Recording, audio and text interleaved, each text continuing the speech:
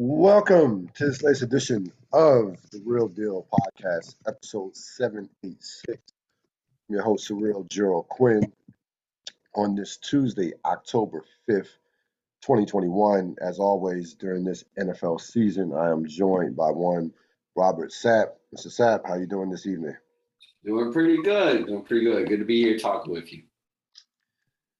We are a quarter, well, no, we're not. So I keep forgetting about 17 games. We're almost a quarter of the way through the NFL season, but normally even in a 17 game season, the fourth game is always a checkpoint in terms of where teams are at right now. You can get a pretty decent gauge in terms of where your team is at and what direction teams are headed in. This week was a bit quirky, to say the least. A few strange results uh, that took place. A number of teams that we didn't think would won some games. Only the Jacksonville Jaguars find themselves with no wins, and they have more problems than that. We'll talk about that later. We'll talk about that later on in the podcast. But you also had a situation where we might as well just get right to it because there was a reunion in Foxborough Stadium, or Gillette Stadium in Foxborough, with Mr. Brady and Mr. Belichick as the Patriots and Buccaneers met.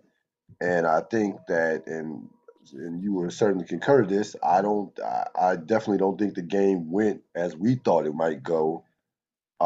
What were your thoughts as the Buccaneers just got by, and I mean just got by the New England Patriots 19-17? Of course, Nick Folk misses a 56-yard field goal that hit the crossbars, almost went in.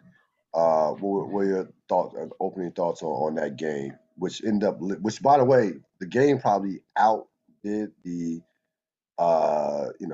follow up stuff, and even definitely the Belichick press conference, which I will talk about, which was classic Belichick. I don't know what else could you expect. But what were your thoughts on this game? Yeah, I mean, the big thought that I had was, Tom Brady's human after all. I didn't think he would be impacted by the emotion of the moment, but it was clear that he was in some ways. And so that was my initial impression. And then I have selfish impressions. I'll say the selfish impression was by halftime, as the game was progressing. Me and my brother do a halftime call, but we only do it at the Super Bowl. So when I was talking to him before, I was like, "We're gonna do a halftime call." I was like, "Yeah." I was like, "Okay." So by the time I got to halftime, I was like, "This is a really well played game between two decent teams right now, particularly with the Bucs secondary in the state that it was." And the other thing was, before the season, I had the Bucs as a definitive loss to the Bills. I moved them out of that category. And then the other thing was, whatever with the Bucs, we'll take care of the Patriots ourselves. We'll beat this team down. So those are all my selfish thoughts around it. When I got to the end of the game, I was like, this actually was what should have happened in a game like this, in terms of Belichick threw everything at Brady, and not defensive wise. I mean, not like blitzing wise and like trying to attack him wise, but just intellectually. And I saw it so many times when he did it against Peyton Manning, where Peyton Manning would just get in his head, particularly during the Denver days. I'd be like, Peyton, they're better than those guys. Just such a guys beat them physically. But Belichick gets into those intellectual quarterbacks' heads. And he definitely was in Brady's head for, I would say 2.5 quarters at least. And so that whole thing is going on. And then Brady figuring it out slowly over time, doing just enough to get his team by. That's actually how that game should have played out, and it played out the way it was meant to play out. Yeah, listen, you gotta give Belichick credit. The game plan was, on both sides of the ball, I thought was, nearly it was perfect because not only did you throw everything at Brady, you in terms of his own quarterback with Mac Jones, Yeah. we are going to keep it safe with these throws. They did a number of these crossers. And I thought, by the way, the big winner of this game was Mac Jones because Todd Bowles threw everything at him. They were coming for his head. He took a lot of shots. Neither offensive line played well. The only thing I'll say with Todd Bowles is very hard to make mid-game adjustments when your starting backfill is out and the most experienced one you have out there, Richard Sherman's been there for like 3 days. Right. Yeah, and then Sherman got abused. Without question. I mean, he didn't know the playbook. No, he didn't. But Sherman's old. Even besides not knowing the playbook, he's at the end of the rope. Like let's be honest about that. Sure. This was that just shows you the state of it's a desperation sign. Yeah, it's a desperate. No, without question, they went after Richard Sherman, and rightfully so. Like when Seattle did Marshawn Lynch last year or the year before. Yeah. Well, yeah, it was the entire backfield went down. Yes, I remember. Yeah, exactly. So, I thought I was happy that we were wrong in a sense. Yeah, it's a good game. It was a very competitive game. Yeah. See both quarterbacks take their teams down the field. That's why I was impressed by Mac Jones. Mac Jones did it twice, in essence. Yep. Took him down the field, got what we thought could possibly be the game-winning field goal. Brady comes down, does what Brady does. Then you see Mac Jones get the ball again and put him in a position where they attempted the game-winning field goal that just missed. So I was thoroughly impressed with Mac Jones's performance. And when we look at these rookie quarterbacks who have been terrible this year, to say the least, he has been the most studied out of all the rookie quarterbacks to date. Now, up to this point, now, that's not hard to beat. Not hard to beat. Yeah, I was gonna say. I think what you're saying is coaching matters. Yes, coaching still matters. Coaching still matters.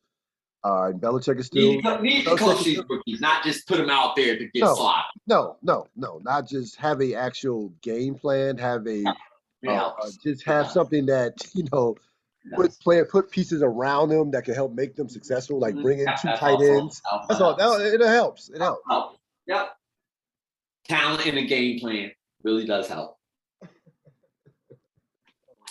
I thought that, listen, the Patriots had just made one too many mistakes with the 2 turnovers, especially that last one when they were actually in the second half where they were driving in for a potential score, which would have been at worst probably a field goal the way it was going. But the way that game was going, all the points mattered. The way this game was going. So I think if you're Bill Belichick, you drew it up exactly the way you wanted it. You wanted to keep you knew if you compete. I mean, the only chance you had was to keep the Buccaneers basically under 22 points. That was it. And it still wasn't good enough, which just shows you how the state of their offense right now. They just cannot get anything down the field. They are no threat down the field. And in 2021, you cannot move. You just can't play football if you can't go down the field. It's just like it'd be like not shooting threes in the NBA. It's not going to. You're not going to score. You have no chance at winning. You can't win consistently. No, you can't. No, you can't. The dink and dunks and those can only go so far. You knew they weren't going to be able to run on Tampa Bay on New England on Tampa Bay because nobody does. And even it's got to a point where teams don't even try to run on Tampa Bay anymore because it's like, what's the point in being this and their secondary is decimated. So listen, I think the winner of this game to me was Mac Jones. I liked his performance. He got knocked around. He was poised. And the thing I liked about him, Rob, he made some throws here, some throws there. That was fine. Those throws, the throws are fine. We know he has a strong arm, but he was making pre-read snaps at the line of scrimmage that you don't see too many rookie quarterbacks making. I was very impressed with that. It was couple plays where he, was calling out the audibles and things of that nature. So I was really impressed with his just, his approach. And, we talked about all the hype with Belichick and Brady. This is a rookie quarterback who's being thrust into this as well at home, national TV, and I thought he acquitted himself very well.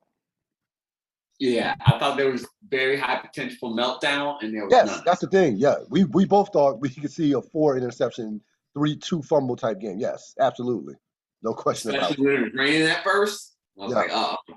yeah. No, He held up well. no, He did. he played well. I mean, and then again, the defensive line came after him. Bowles was coming after him with the defensive line. I mean, he got hit a lot. The offensive line could not block. They couldn't block 10. Well, neither offensive line could block each other. Like Brady got hit too. So both defensive lines played well. Played well for the most part. So again, you love defense. So this game had to be right up your alley from that standpoint, and strategies and adjustments, things of that nature. Yeah. Now you said those last two. It's not only just defense, but it was watching the strategy and watching the adjustment to the adjustment to the adjustment. It was a very intellectually defensive game plan and going back and forth with each other, offensively and defensively. Well played game. Well played game. Yeah, no, well played game. And listen, the Patriots just, the Patriot fan, this is going to be a long process. This is going to be what a lot of your games are going to look like this.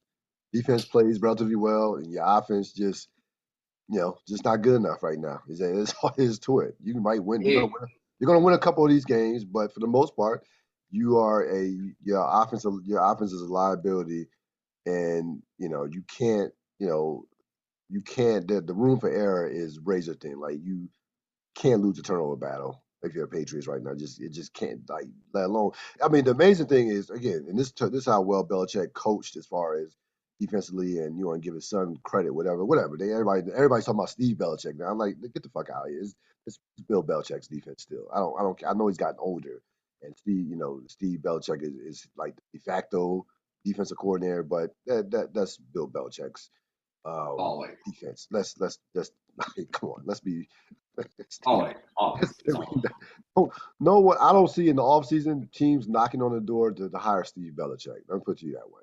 I'll go out on a limb. I'll just say that.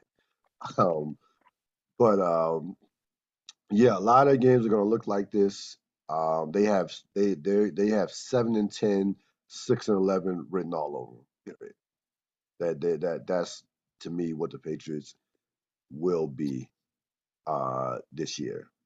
They'll be competitive for the most part, but no, it's they, again, offensively, they're so challenged offensively, and again, the room for error is very small. From a strategic standpoint, in-game situation, so they're down by 2. Of course, the field goal will win it, give them the lead.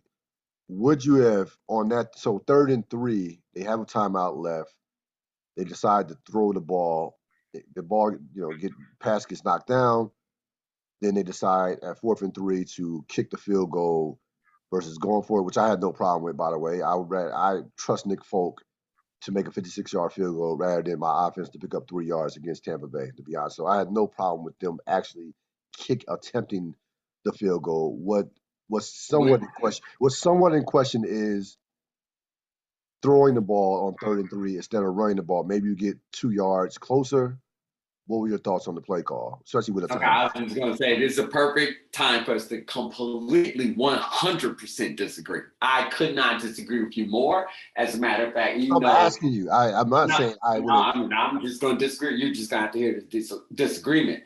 I said to you before the game how much I was hoping for just like an absolute beatdown. And so with everything that you said, and we were talking about with Belichick, how excellently game it was coached, we get to this moment, and I'm kind of grumbling to myself. I'm like, it's just going to be a lot of platitude, yada, yada, yada.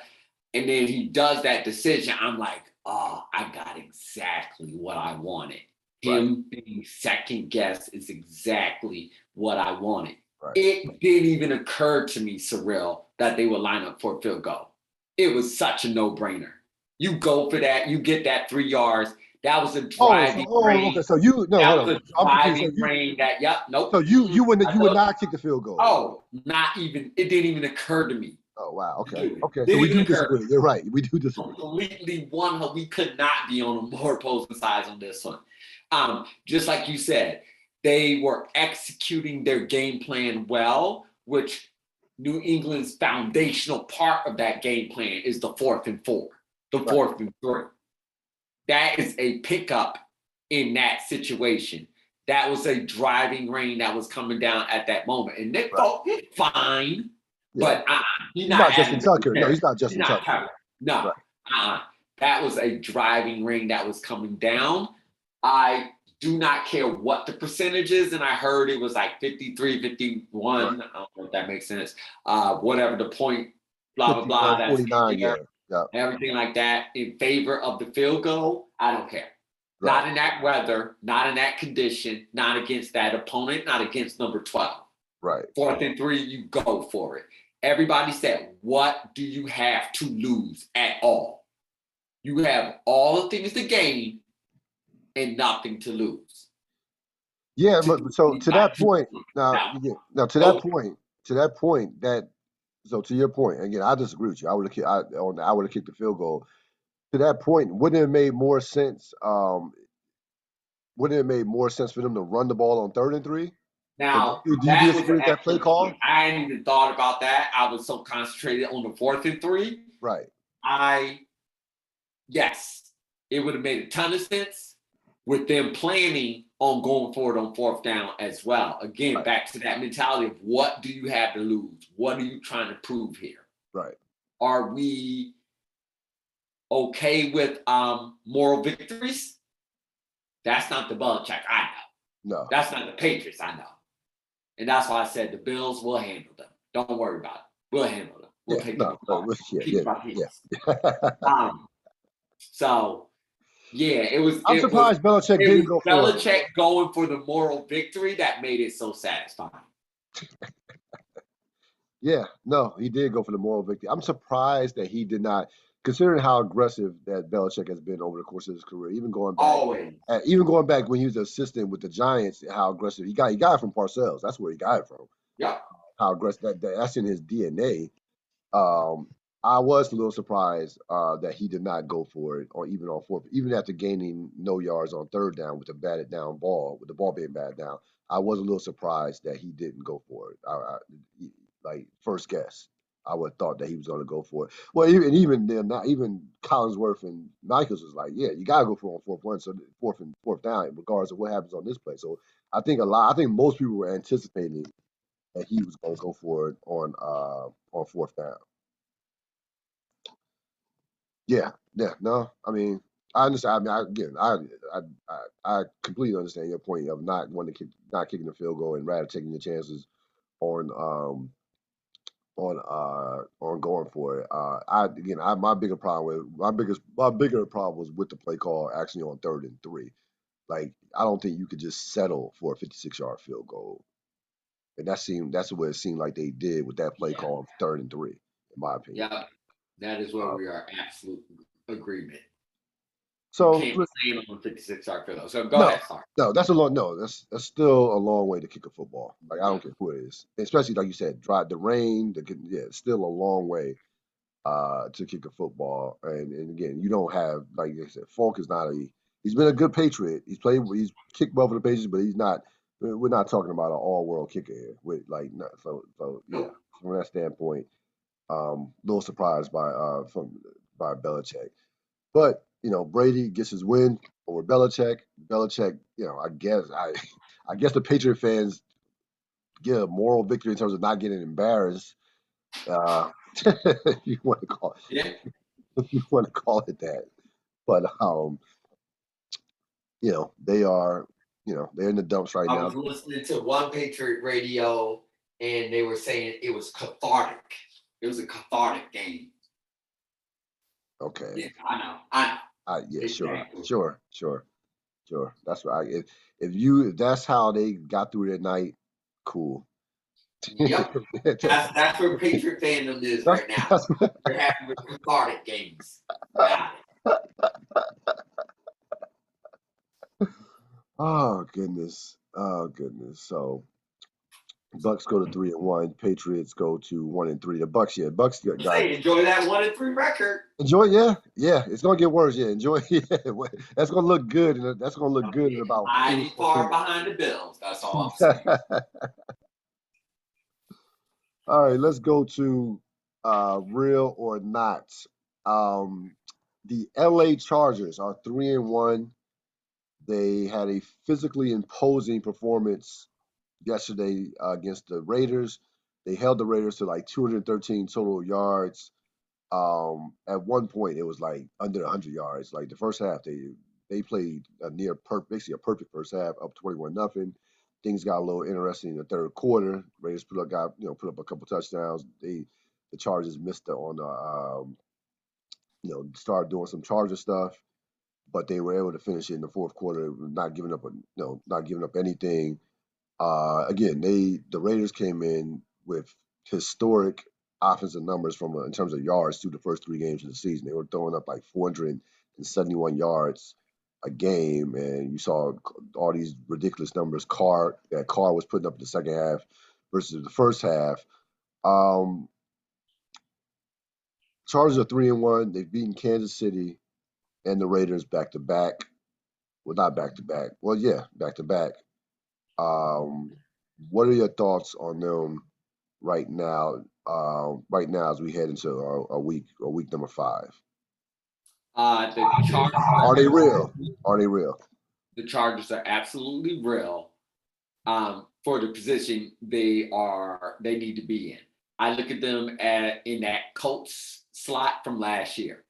They're a playoff team. Absolutely. They're a playoff team. Yeah. Herbert is only going to get better. So he's gonna be a monster if they don't buck it up. And you got defense with a lot of talent. Yes. Yeah. Finally, Joey Bosa is living up to that, that all-pro level that we know he had. He's been injury prone, been inconsistent, but this year he's played well this year. He's played well this year. He's started to impose his will on the game more times than not. We know what Derwin James is when he's healthy, and that defense is a totally different defense when he's on the field. I was impressed. I was impressed again. And this is something I've been looking at, and I'm sure you've looked at as far as in terms of team. When you're looking at teams that can go far or teams that you can want to keep your eye on, just the physicality. They were just physically handling the Raiders, like physically pushing them around. I liked how they ran the ball. And I look at that in terms of what is going to age well over the course of the season as we get, when weather becomes a factor, when the games become, you start playing better teams. So I was thoroughly impressed with the Chargers. Did what they had to do, and again, you look at how teams are progressing as far as they're trying to get rid of a culture. We kind of talked about that with the Browns. Maybe this in past years, maybe the Chargers come back. Maybe the Chargers probably would lose that game when they got to 21-14. Like, as a matter of fact, we know that they would lose that game when it got that close. So I was even impressed with them somewhat maintaining their poise and getting back to the running game and making enough plays to keep the Raiders at bay. We knew what the Raiders were. I mean, we knew that the Raiders are not a physical team and they can be manhandled by a team that has a certain level of physicality. Offense came back down to earth, and we know defensively that you can do whatever you want against the Raider defense. So we were 1,000% right with the Raiders last week in terms of not being real. The Dallas Cowboys are 3-1, atop the NFC East division, which is not hard to be. Well, just a game ahead of Washington, but it seems further than that considering the amount, way the teams are playing.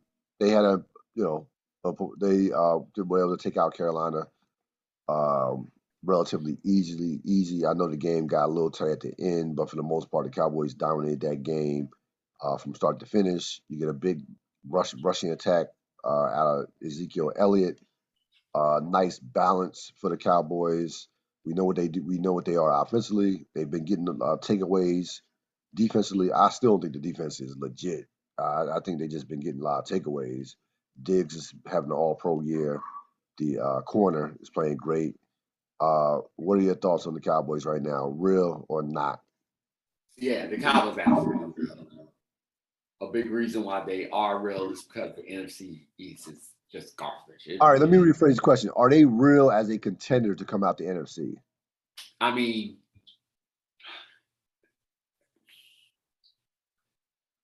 yeah, that's a tough one. That's a tough one. I would say not real to be a legitimate Super Bowl contender. No. Right. Okay. Because we know they're going to make the playoffs. Like they're going. Like that's like the NFC. They're going to make the playoffs. They're going to win. Right. The reason why it's a little bit tricky is because right opponent, maybe. Like Dallas will never ever beat Green Bay. They will just it's never going to it's not. It's never going to happen. And we know the Rams is a bad matchup for them. Yeah, I was going to say Dallas against Arizona. I could see that. I could see that. Right. Arizona be a young team. Yeah. Matchup wise. Yes. They wouldn't beat Tampa Bay. They wouldn't beat Tampa in the playoffs. That would be challenging for them. But then Tampa versus Arizona, I think Arizona handles them pretty easily. No, you're right. No, this year is going to be in both conferences is going to be about the matchups. There's no question about it. Yeah. I might disagree a little bit about the AFC, but okay. The NFC is in particular the AFC. Yeah. We'll get to the AFC. You're right about the AFC. AFC, yeah, I think teams are separating themselves in the AFC more so than I think we kind of feel like we kind of can see where the AFC is going. And we'll get to that. But the AFC you're right. The AFC, you're 100% right. It is about the matchups. I got Dallas as not real as far as a contender. I still gotta see more. I gotta see them finish a season. I've watched Dallas. Dallas has gotten off to quick starts in the past. Dak Prescott is so very real. Prescott is. I mean, yes, Prescott is legit. Like, there's no two ways about that. That offense, that offense is legit. We know that offense is scary. Can put up points against anybody. I still am not like McCarthy. Still scares me. Remind the audience who you're a fan of again. What happened? I said, remind the audience who you're a fan of again. Right, on my team? I'm not talking about my team right now. I know we're not. I'm just saying, remind who you're a fan of. The way you talk about Dallas. No. I have 20. Listen, I have 26 years of a resume to say this. It's not. I mean, no. I have 26 years of to go on here. That's not pretend like Dallas is. And Dallas hasn't gotten to a conference championship game since 1996. So yes, you gotta show me. Like I know if you haven't been to a conference championship since 1995 season, you absolutely have to show me. It's been 26 years ago. We know you've seen Dallas fall apart in seasons and throughout in the course of a season when Tony Romo's been at a Pro Bowl Cowboy, putting up big numbers. And the offense, everybody, come on now, we've seen this movie before. Tony Romo is not Dak Prescott. Prime Apex Tony Romo. Here we go. I see. Y'all see? That's what I'm talking about. Like, hey, can't help it. I get it. No, I'd rather have Dak Prescott, but I just have to see more. I have to see more before I'm going to say. I don't think they can come out the NFC. I'll say that. So we're in agreement. Okay, moving on. But depending on the matchup in the playoffs, maybe they can win a round. Maybe. A team that I think that many people didn't know, possibly outside their own fan base, that was 3-1. Then I looked up and I was like, damn, they're 3-1. That's just hey Bengals. We know the quarterback is real, but what about the rest of the team? What are your thoughts on that? Not real. Not real. This is the easiest one. Not real. Not real. Yeah. The quarterback's Not real. 7 at best. The quarterback's real though. The quarterback is. Yeah, bro, can play. But like we said, with a couple of teams that we had not real last week, the great thing about it is they are headed in the right direction. They have the most important piece Yep. that you can have maybe in all the sports in terms of the quarterback position. Cincinnati doesn't even expect to make the playoffs this year. Yes, they should be in the playoffs because they should be. It's not that many. The AFC, Man, they don't. they should with the extra. With the extra team, with the extra playoff spot, they should be in the playoffs. Because the AFC East and the AFC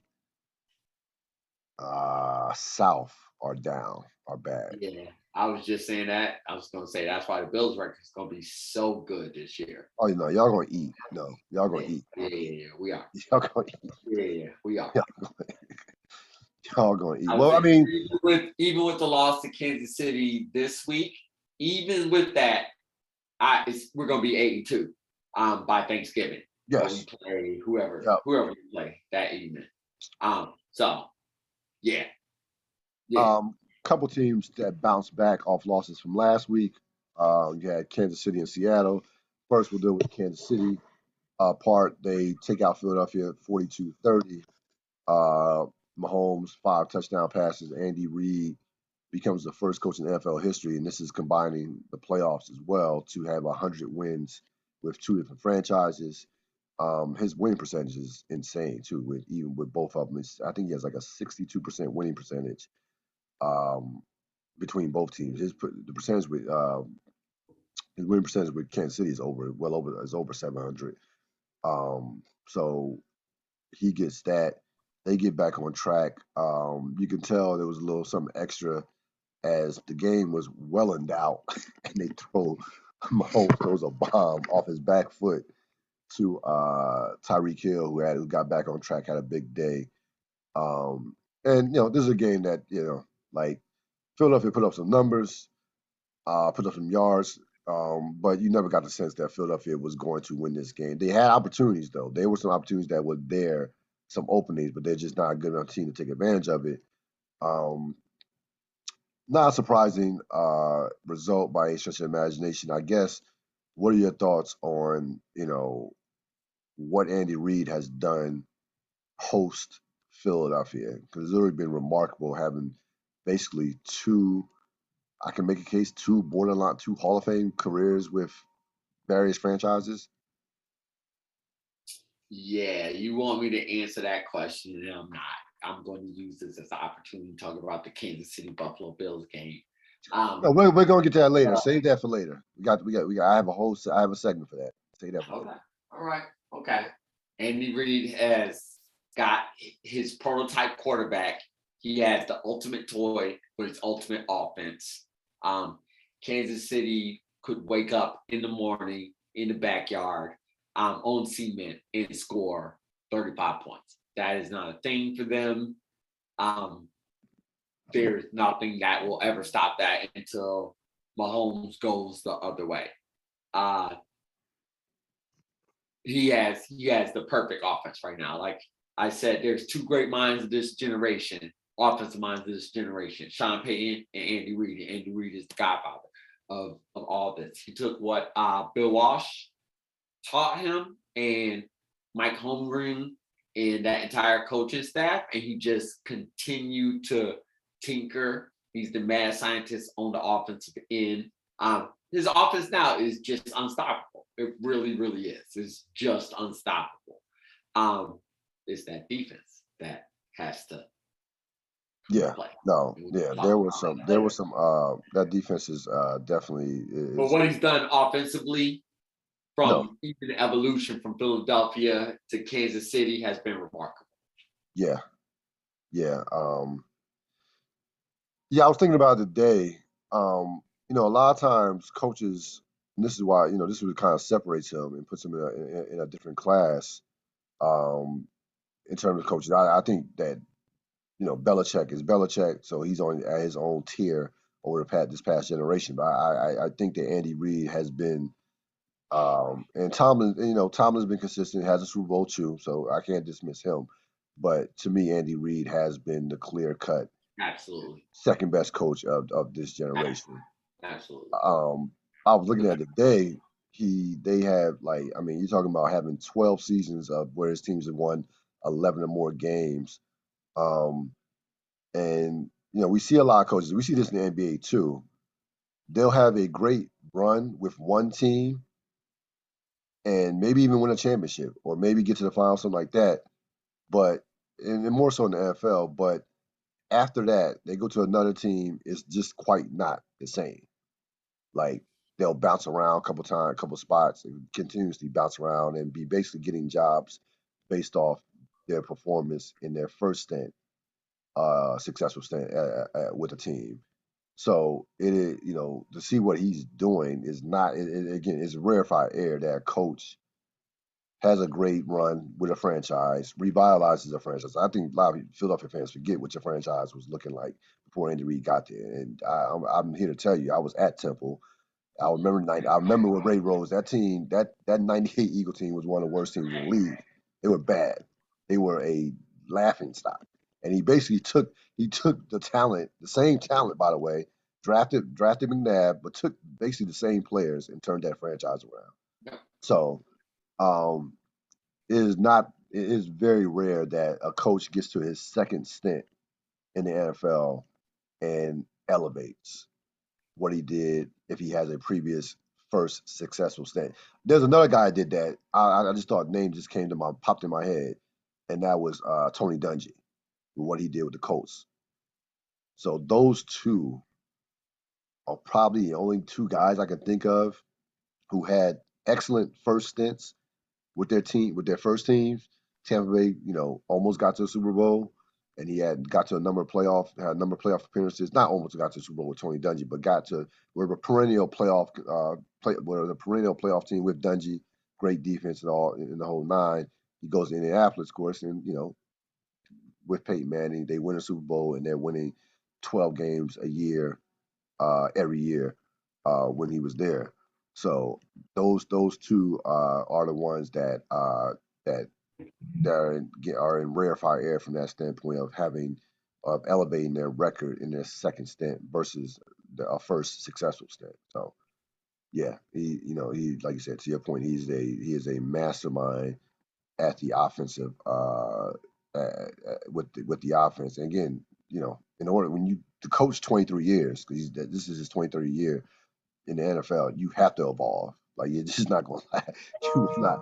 You will not last in any sport for that matter for the most part. But in the NFL especially, the game changes from year to year. Every 2 years, philosophies and things change in the NFL, and you have no choice. But it's either evolve or die basically. That's what so he gets that 100th win as a Chief coach. We'll talk more about what the Chiefs' next opponent will be in terms of that showdown on Sunday Night Football. Seattle gets back on track somewhat, even their record at 2-2 with a 28-21 victory over San Francisco. The big news in this game, of course, is Jimmy G. Surprise, surprise, not able to finish a game due to a calf injury. Trey Lance comes in, had a couple touchdown passes, but it still was not enough. As Russell Wilson did just enough to get Seattle by San Francisco, even though it was a methodical economic performance out of Wilson as he just continues to take a beating. By the way, got sacked 3 times. What's new with that? What were your thoughts on the quarterback situation with San Francisco and just see it, just Wilson continuously just taking this beating that he takes week to week? my takeaway with this, neither of these teams are playoff teams. No. The West is going to come down to the Rams and the Cardinals, and probably the loser of that division will be one of the wild cards, and that's it. The other two are not; they're just not playoff teams, and their flaws are too big. Jimmy G, the book is written on him on this. He'll always be injury prone. Can't count for him for a full season. So now you'll be scrambling there. Seattle offensive line issues, defensive backfield issues. Same old. Russell Wilson put up a whole bunch of points, but both of these are average teams.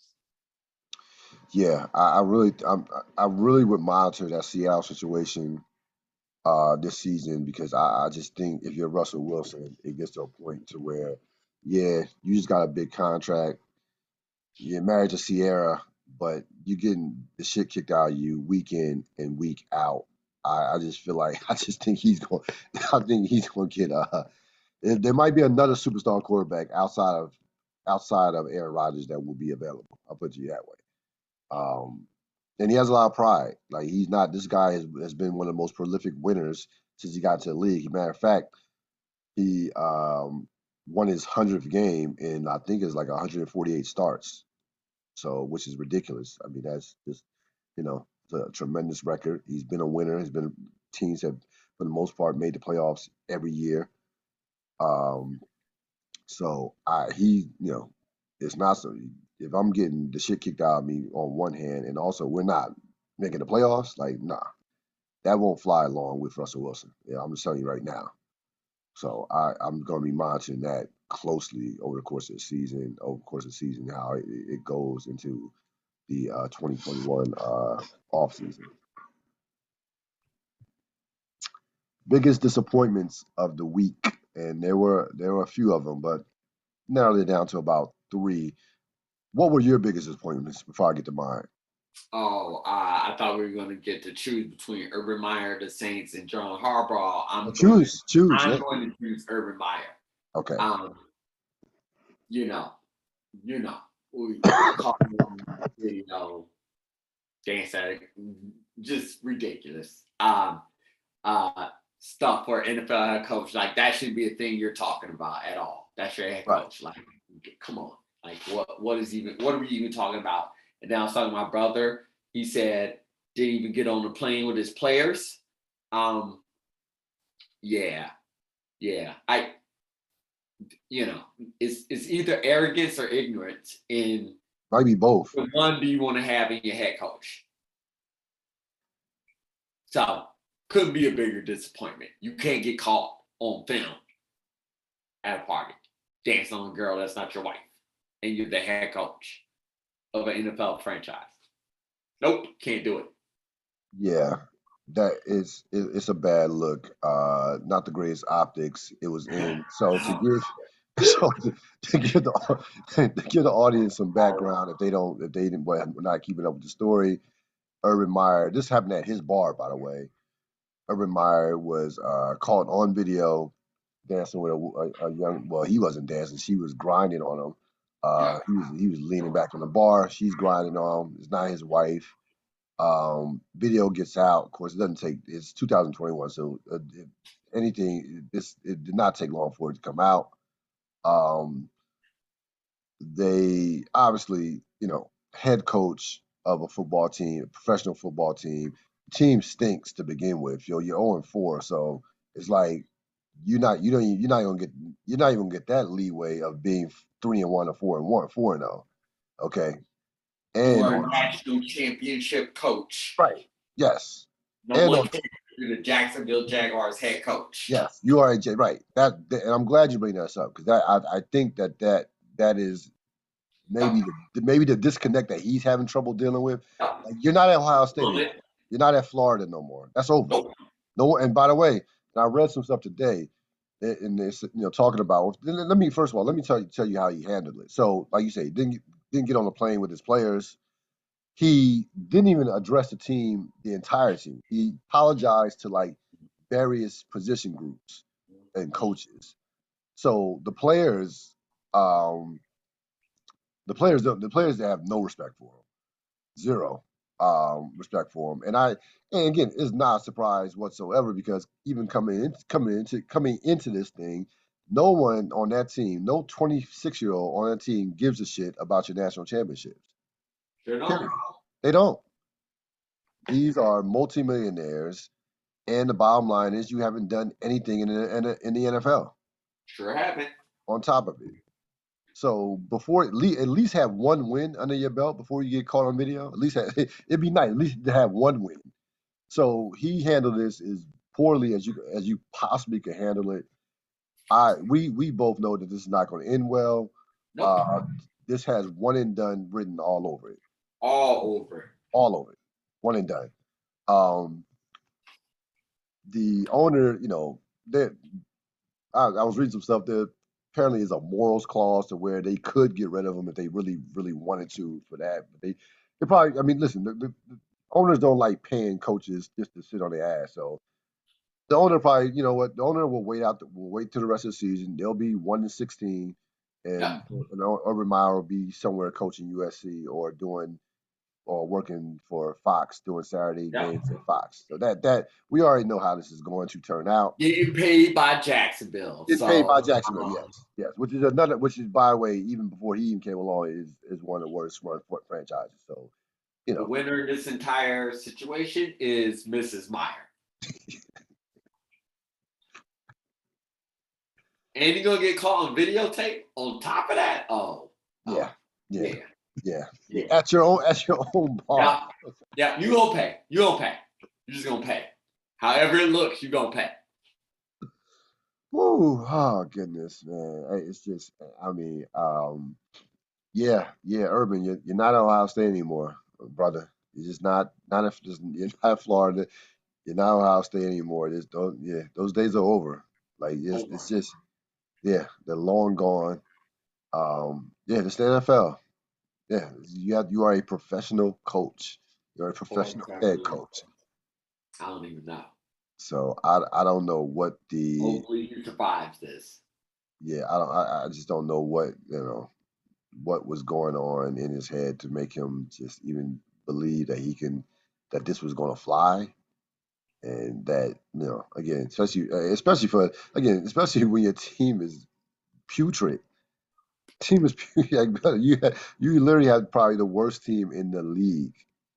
And yeah, it's so many things, but yeah, that he is by far the biggest disappointment. As far as the Saints goes, the Saints, I don't think you can lose at home to a Giant team that's also terrible with a 11-point lead. They were up 21-10 going to the fourth quarter. They get outscored 17 nothing. And they not 17, but what was it, 20? Yeah, it was 27-21. So they get outscored between the overtime and the fourth quarter. They got outscored like 18 nothing, and lose to a Giant team that basically was like, "Hey, thanks. You gonna give us this win? Thank you, appreciate it. We wasn't planning on winning this game, but hey, we'll take it." Daniel Jones throws for 400 yards, which I don't know how is possible. So that's a horrible loss at home. You can't lose the Giants with a double-digit lead at home. And John Harbaugh, if anybody didn't see it, of course, Baltimore, to no one's surprise, took out Denver, that was previously unbeaten, and we knew Denver wasn't real. 23-7, that was no surprise whatsoever. At all. Lamar Jackson had a big game. The Baltimore defense had a big day, which their defense is not very good, which lets you know how bad Denver's offense is or non-existent. Because I don't even think Denver's defense didn't play that poorly. It was just their offense was just, couldn't stay on the field.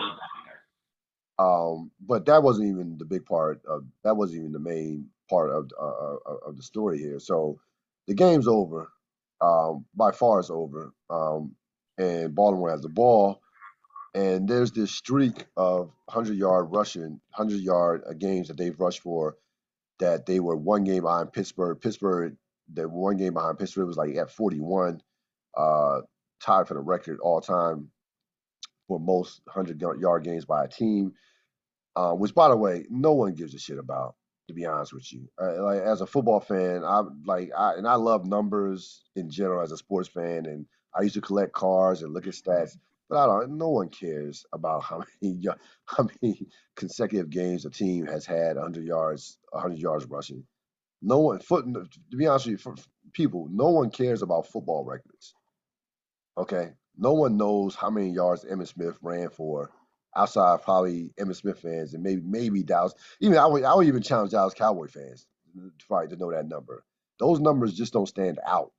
Uh, NFL numbers don't stand out like certain sports numbers. Like the only numbers that people get romanticized about are baseball. To be honest with you, when you talk about 715, 60 home runs. We at one point when back when Babe Ruth had the record.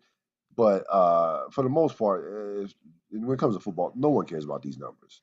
Okay, outside unless you're a player, but in terms of fans and what have you. So the idea that John Harbaugh would risk injury to his quarterback to get a record that again no one cares about is I just didn't understand it. I heard what he said after the game, saying that it means a lot. And he, of course, Vic Fangio, who used to be with Baltimore, was incensed by this. Um, and Harbaugh basically blew him off, saying, I'm not really worried about their concerns. Our concerns are not their concerns, and so have you. So you got that little tip with those coaches. But the big thing is the fact that Harbaugh actually defended the decision, saying that hey, it meant we didn't expect to get the ball back. We got the ball when we got the ball back. There was no question in my mind that we were going to try to get it. And this means a lot to the players. This means a lot to the franchise. And I'm like, John, why? Like, what are we talking about here? You're a franchise that's won a Super Bowl. You're a franchise that's consistently been in the playoffs. Why? And on top of it, again, you are running a play. Instead of taking a knee and being in V formation, you run your quarterback. Like, and by the way, later on in the press conference, he was talking about, somebody asked him about the hits that Lamar Jackson was taking. And he was like, yeah, we're going to send those to the league. Well, John, you could have avoided one hit that he took that you could have avoided if you would have just taken a knee. What were your thoughts on that? I kind of liked it. You I'm pretty petty. I am. You like running a play with your star quarterback with getting a meaningless record? Yeah, I do. Why? It's petty. It is petty. It's super petty. That is super petty. That's super uber petty. Because because what Sapp is talking about here. So you're playing a guy who used to be on your staff, your coaching staff. One, and the second part is you tie your division rival, the Pittsburgh Steelers. So though that was the motivation, I would want to say that probably tying the Pittsburgh Steelers is probably more the motivation for it than sticking it to your ex assistant coach. But it absolutely was petty. I don't disagree with you. It was super petty. I tried Harbaugh. Underrated performance of the week. Again, this was a game that not a lot of people talked about, considering the score and considering it wasn't a prime time matchup, wasn't a matchup that people were looking forward to um, when the schedule came out or when leading up to this week. But I just I couldn't be more impressed with the Cleveland Browns in this with them taking out Minnesota 14-7. Not so much that they beat Minnesota. I expected that. But you go on the road, you hold a Minnesota offense to 7 points, a Minnesota offense that came in averaging close to 30 points a game. We don't like Minnesota, but we know that they can put up some numbers, especially at home.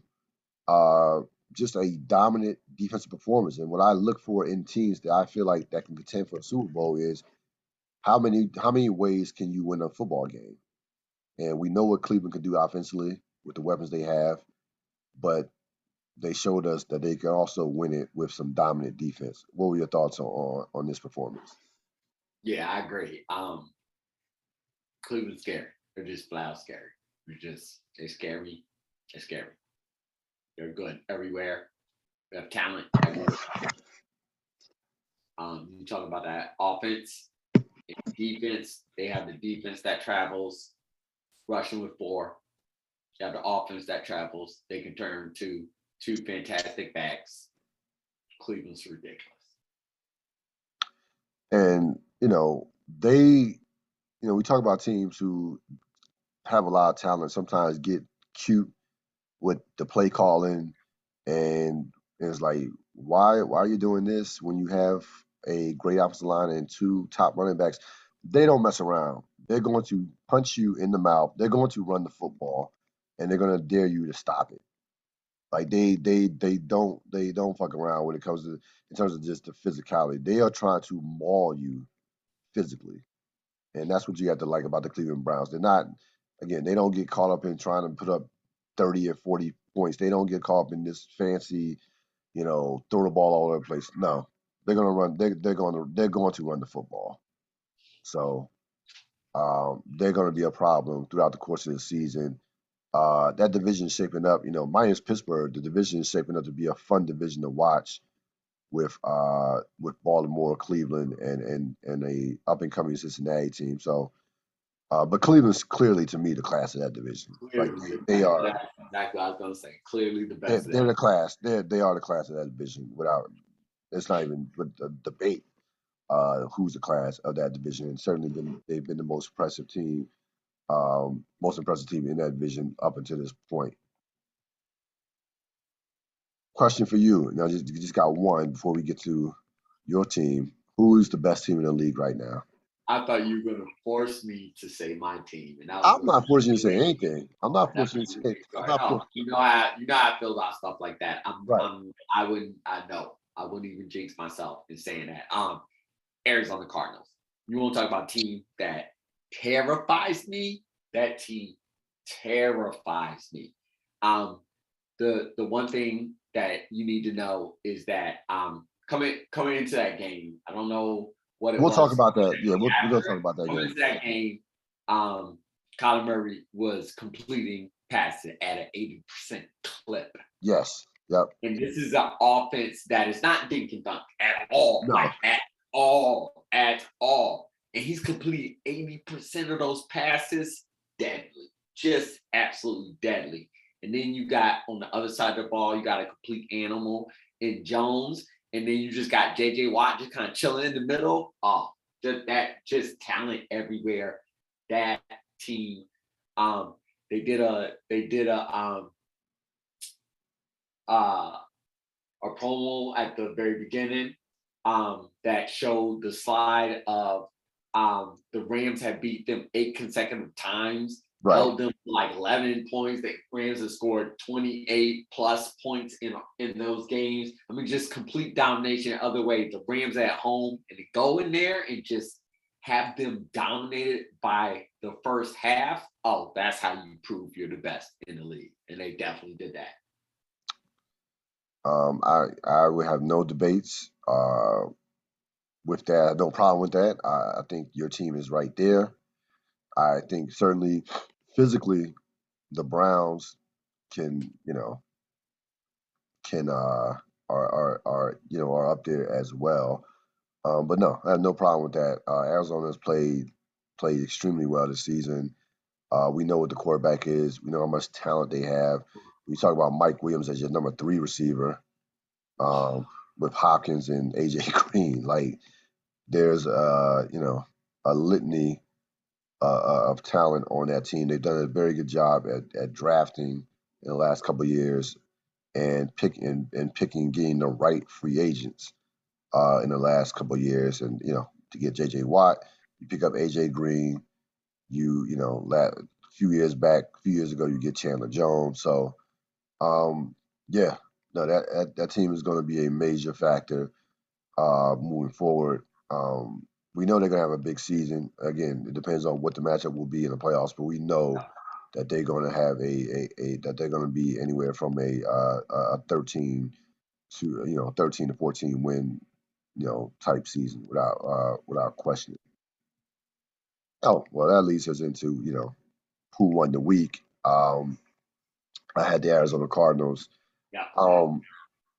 You gave your synopsis on what they did to the Rams. Yeah. And listen, the Rams coming off an emotional game against Tampa Bay. But some of the stuff that we were talking about with the Rams kind of flared up in that game,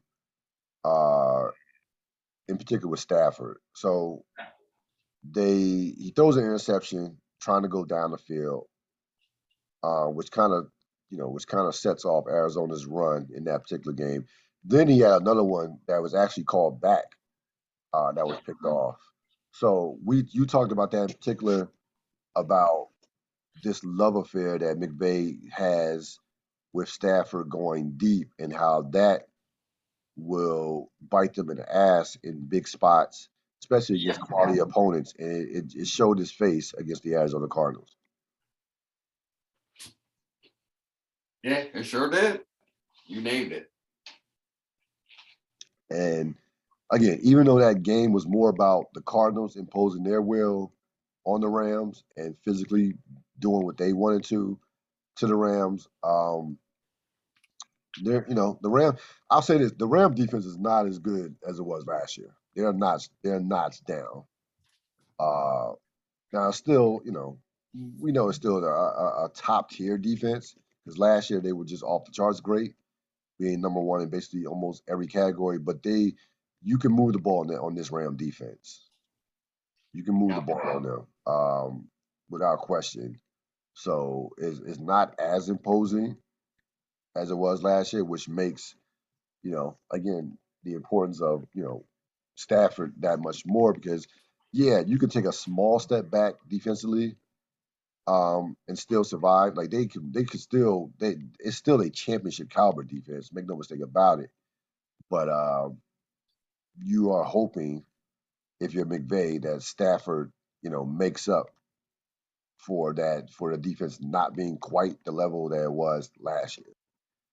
And again, that remains to be seen. But we saw some of the things that you were talking about not yesterday, but last week, in regards to just, being, just being obsessed with this going down the field, um, because you have a quarterback that you trust to go down the field.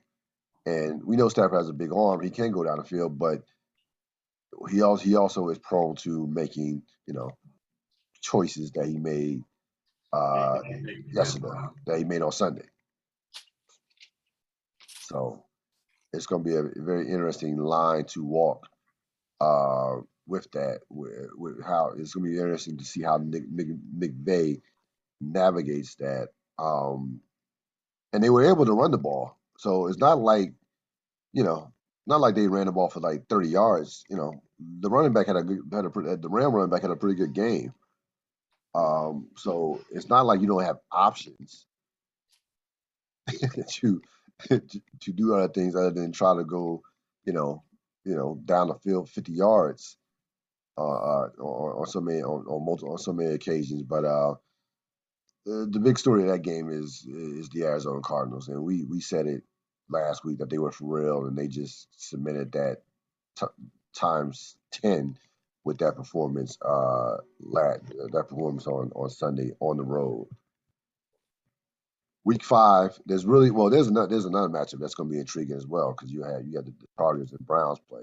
That would be a fun matchup to watch. But there's really only one matchup, that has Super Bowl type implications, AFC Championship preview type implications, and mental, psychological type implications, in terms of, if you're the Chiefs, if you're the Bills, this is the team, this is the monster that you have to go through to get where you want to be.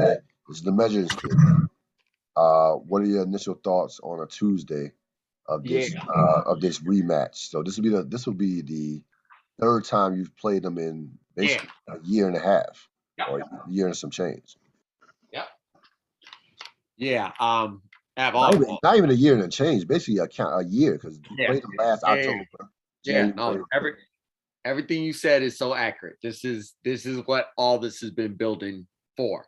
And so to start off, I could not be more happy with a team than I am with my team right now because they are the number one defense in the NFL. And that's what I needed to see in order to have any belief that we could beat this team. Because last year they walked through us like we weren't there in both games, and they did it both ways. One completely dominated us up front on both sides, running the football, and then the next one completely dominated us with Patrick Mahomes' greatness and Travis Kelce's greatness. Um, you have to present the Chiefs with a defense that's going to make them feel like they've been hit. We saw it in the Super Bowl. That was a little bit over exaggerated with the offensive line, offensive lineman being injured, but that is the blueprint. You got to harass Patrick Mahomes. You got to harass him while not compromising your pass coverage. If you can do that, you can contain that offense. You can contain that offense just long enough. The difference here, the big difference being that the Chiefs are the number 31 defense right now in the NFL. And so that means that your offense, if you have a good quarterback, will be capable of putting up good numbers while your defense can limit them a couple possessions, especially if you can continuously run the ball against them. It will keep them at a place where they are beatable. And that's what I need to see from my team this week. Even if they go down to the Chiefs, which is highly probable, if I see the improvement in the defensive side of the ball in terms of making them uncomfortable, both physically and mentally, but especially physically, then I will know we will actually have a chance. If I do not see that, no matter what the outcome, I will tell you the Bills are playing around and do not have a chance to beat the Chiefs in the playoffs. You got to do what Arizona did. If you want to be the new one on top, you got to punch the bully in the mouth. And the Chiefs are the bully at their home. No excuses. You win this game. Yeah, I'm really looking forward to this game. And by the way, Sunday night win this game. This is it. They've had Sunday night is on a roll right now because they're gonna have a string. They've had a string of very good games. Yep. And I don't expect anything less out of this game. To me, what part of the game plan is more important to you? What you do against them defensively or offensively? Which approach are you going to be zeroed in on? I mean, two things. One is, and I think they both complement each other, and that's why I'm saying this is what this moment is being built to. The first game the Bills played against Pittsburgh, it was obvious that it was going to be a defensive battle, and yet what the Bills continue to do was pass, pass, pass. What does that do? That gets you quick 3 and outs, and then your defense is right back on the field, and the other team is allowed to roll back in there. We had a big, huge special teams mistake. That's a whole different thing. Fast forward to these past few weeks, even in times where it would be easier to pass because of the score, the Bills continue to run. They are building a defensive team that can be physical, but also an offense that can support that defense by keeping them off the field. Both key things you have to have if you're going to challenge the Chiefs. And so they reconstructed their offense from last year, bringing in somebody like Emmanuel Sanders in to be a little bit more of a physical blocker as well. I was going to say anyways, and so in doing all of those different things, transforming themselves into a more physical team. A couple of players came back from off the COVID list or didn't want to play because of COVID last year. Draft well, and then McDermott just really, really buttoning down, honestly. And I think focusing on coaching and focusing on the characteristics that a lot of defenses are playing these days. Has really, really built something that could potentially be really special. But it means nothing if the Chiefs drop 42 on you. It means absolutely nothing. So that's why this game is so important. And so you ask me which side, it's the defensive side. This Yeah. team has been built this year to support the defense. He's coaching to support the defense for a moment like this. On Sunday night, the Chiefs have to be held under 30. Have to. Yeah, so yeah, we're in complete agreement from that standpoint of you don't want this game to get in the 30s. No, You no. don't want this game to get in the 30s. You want a 28-24, that type of, you want this in the mid 20s at worst. Yeah, yeah, because and I think ideally you want anywhere from 35 to 40 rush to 40 carries for your running game. Yep. Rushed 41 times against Houston, I believe. That sounded like a recipe for success. Yes. I think it was over 40 against Miami too. I think it Yep. was Yep. close to 40. Yep. Outside of week one, they have committed to running the football. Yep. They sure have.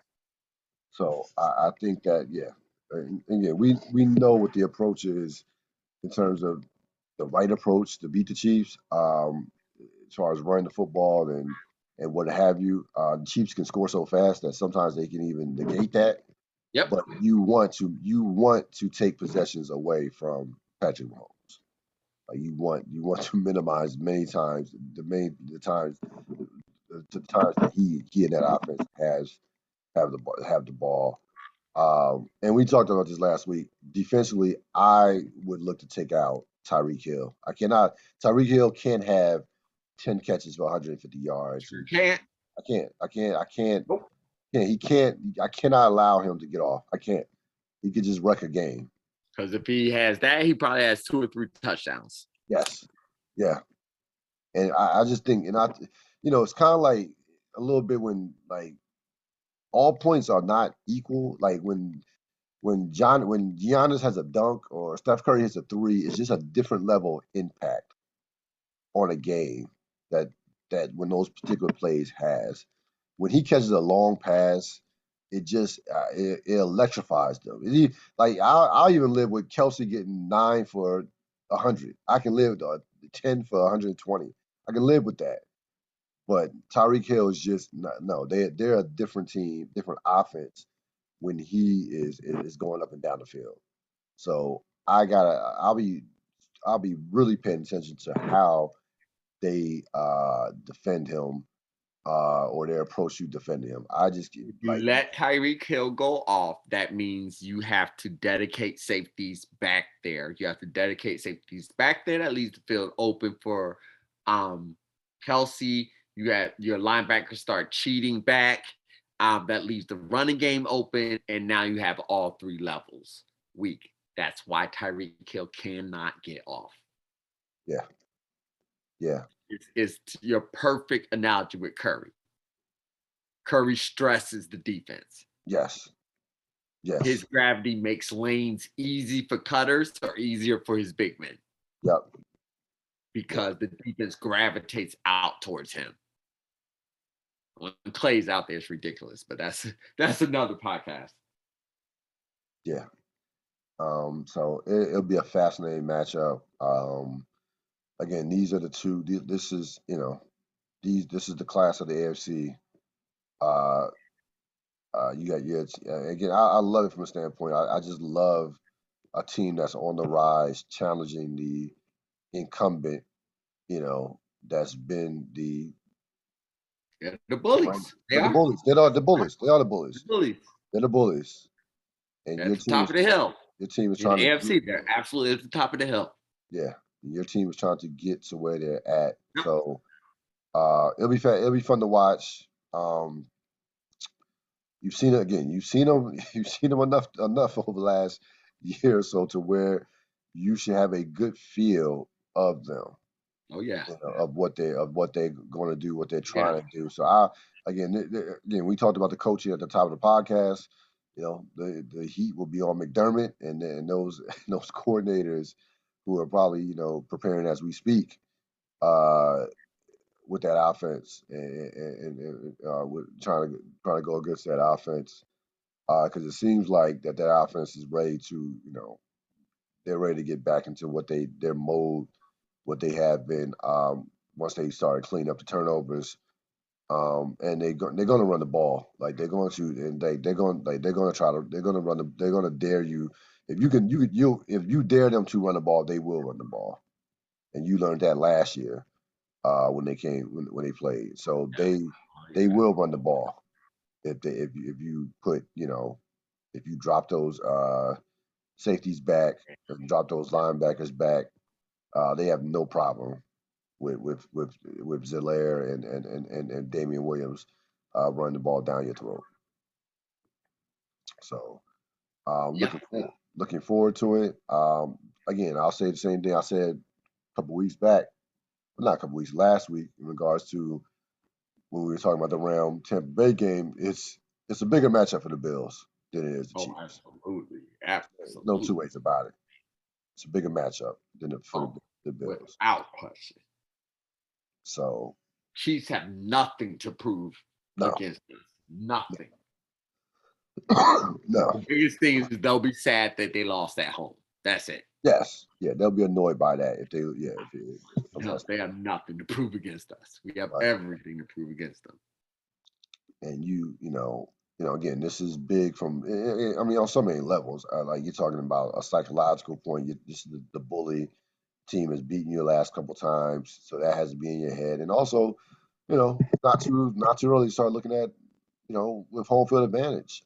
Absolutely. This is game 4. It's like a college. It's game 4. Yep. Unfortunate that it's game 4. I'm game 5.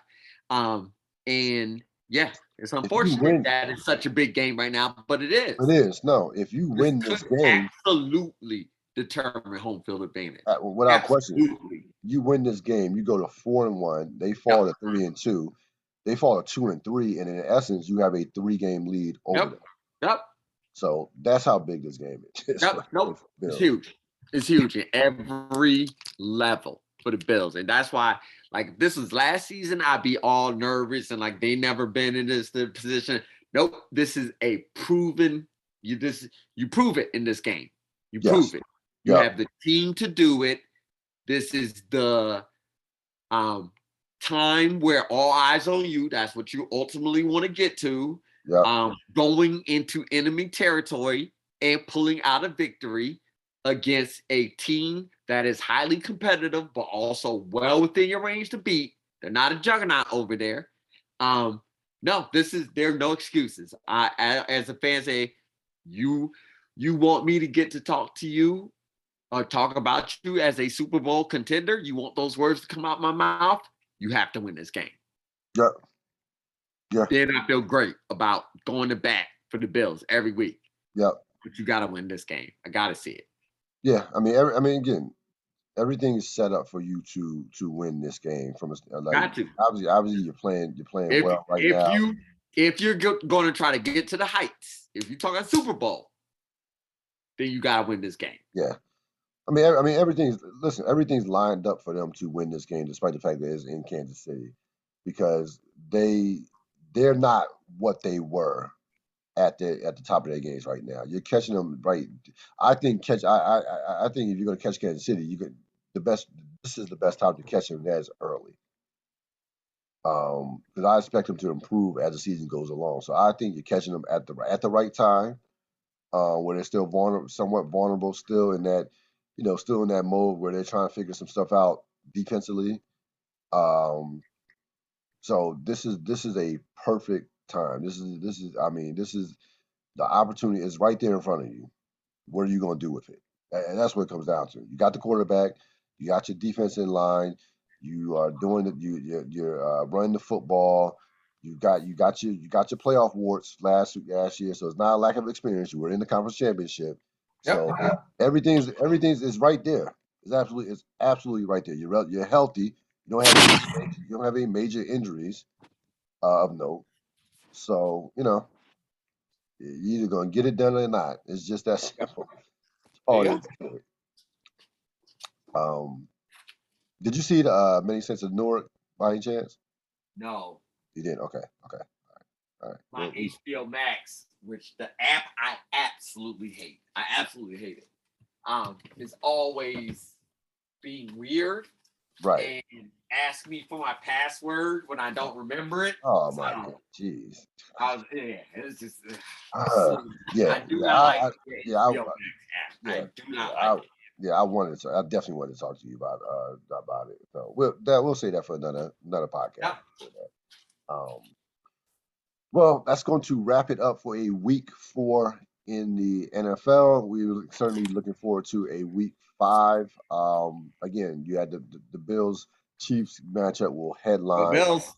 Go Bills, go Bills! If you're a Bills fan, which I have one on the line right now, will headline the week. But again, another great matchup to watch is certainly the Charger Browns matchup. That will be a fun matchup on two teams that I don't think the Bills or the Chiefs really want to see either one of those two teams in the playoffs early.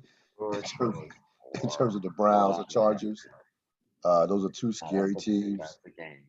that could beat anybody in the league. They like Chargers and Browns could literally beat anybody in the league on a given day and on their best day. So that will be a fun matchup to watch, just from a just physicality standpoint. So you'll keep your eyes on that one. Um, my team 2-2, but we're not going anywhere. So I'm just happy to be 500. Uh, Right. I'll just Ow. I'll just take 500 for now and be happy for another week. Oh, it must be hard to live that life. It's Don't very know that difficult. It's must not. be It's not a. It's not a charmed life. It's not the life you want. Being happy to be hard. Oh 500. man. It's not. It's Yeah. not. That's It's bad. not. It's not. It's not. It's not. How do you watch football on Sunday? Oh, luckily there are 31 other teams. Yeah. The focus is hard. There are Yeah, I 31. like this consistent winning thing. I can get used to this. I could. This Oh, is God. new. I'm new money. I'm new money. You got. Hey, listen, Yep. listen. Losing. Got my shiny new car. Yeah, it is. No, it is. Yep. It is. It's definitely a shiny new car. It never is. It's great to have a franchise quarterback, and Yep. is that is that's great. That is a good place to be in. It's a good place to be in. Before I let you go, did you expect anything less out of the Green Bay Pittsburgh game, or that was basically what you expected? No, that's 'Cause- exactly what I expected. yeah, Pittsburgh, Aaron Rodgers is too smart for that defense. He yep, just is. Just is. And Roethlisberger's got nothing. nothing. No, it's yeah. You know what's fascinating about that matchup? That the game wasn't, because the game it was a ho hum game. You never thought that Pittsburgh was going to win.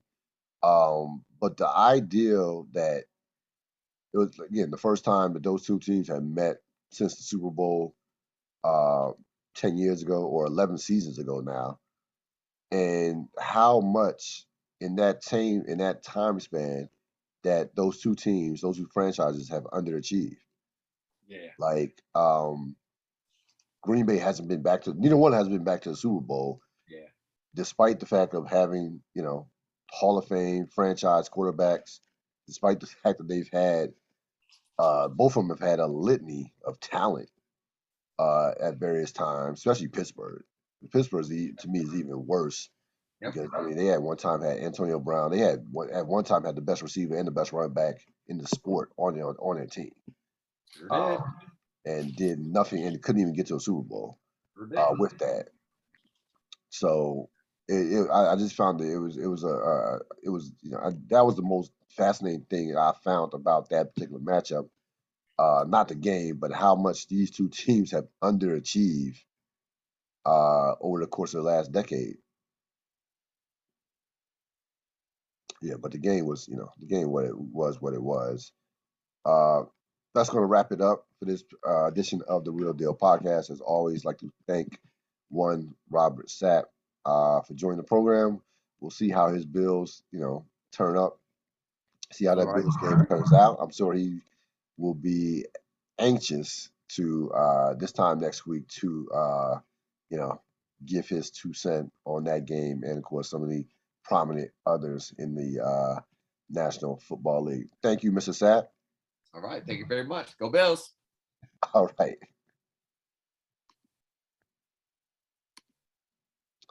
That's going to wrap it up for this latest edition of the Real Deal Podcast. As always, thanks for joining me. This podcast will be up probably later on this evening, if not early this morning, tomorrow morning. Um, I will do probably another podcast later on in the week. Stay tuned for that. Enjoy the rest of the evening. Enjoy the baseball game that's taking place tonight, as well as the baseball playoffs are going to kick off, are going to start, are starting this week. So long.